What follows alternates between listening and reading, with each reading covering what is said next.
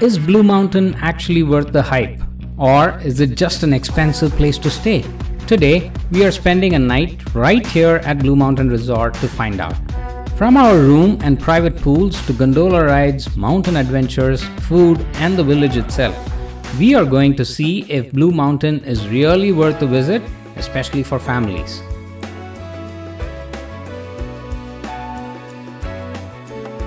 We stayed at the Seasons in a studio with a queen bed, and our first impression was, this is actually pretty nice. The room was spacious, modern, and well maintained with a clean contemporary interior that felt almost brand new. It came well equipped with a kitchenette, coffee making facilities, and everything we needed for a comfortable stay. And then there was the balcony, a great little spot to sit back and enjoy the surroundings. The studio also gives you access to the seasonal outdoor pool and hot tub, which we were definitely looking forward to. And we got lucky with one of the best things about our stay, a top floor room. It was quite comfortable and made for a really pleasant night.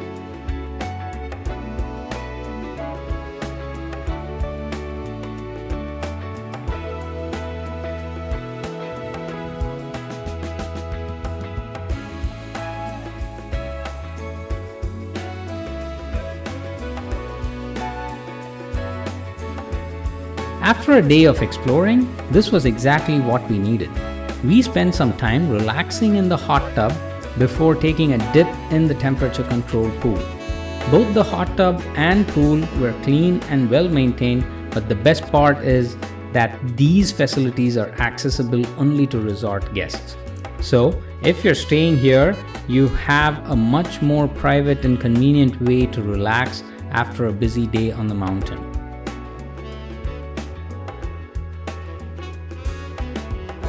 One of the highlights of staying at Blue Mountain is that you don't have to go far to start the adventure. The Open-Air Gondola is included with the resort stay, and it's a fantastic way to get up the mountain without having to drive anywhere. As you go higher, you get beautiful views across the surrounding area with Georgian Bay at distance and the Blue Mountain village right below. Once you're up here, there are also several hiking trails to explore, so you can easily turn the gondola ride into a few hours of outdoor adventure.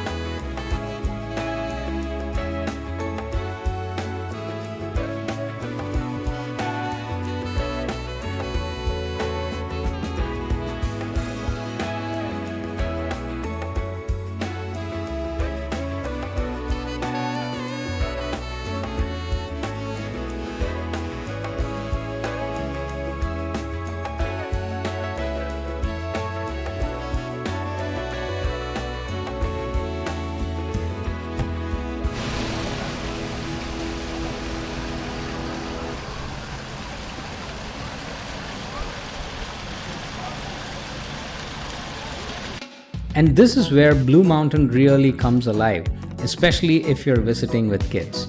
There are plenty of activities around the resort, starting with the kids' play area and mini golf. The Canopy climb is another great option, and that's included with your resort stay as well. But if you're looking for something with little more adrenaline, you've got the Ridge Runner mountain coaster, zip lines, and several other mountain activities. There's also the Plunge Aquatic Centre, which is a nice option when you want to cool down. That said, this was possibly one of the weaker parts of our experience. The outdoor pool area could have been cleaner, and there's only one water slide, so there aren't quite as many activities here as you might expect from a full-scale water park. Personally, I found the resort's own pool and hot tub much more convenient for a quick and relaxing cool down.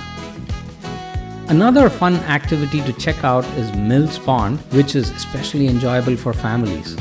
Just keep in mind that most of the major attractions require separate tickets. If you're planning to do several activities in one day, an all-day pass can make more sense. After all that activity, it was definitely time for one of the most important parts of any vacation: food. We headed to Magnone's Italian kitchen, And honestly, this turned out to be one of the highlights of our stay. The ambience was beautiful, the food was excellent, and after a full day of activity, this was exactly the kind of meal we needed. But don't just stay inside the resort. The Blue Mountain Village itself is worth exploring.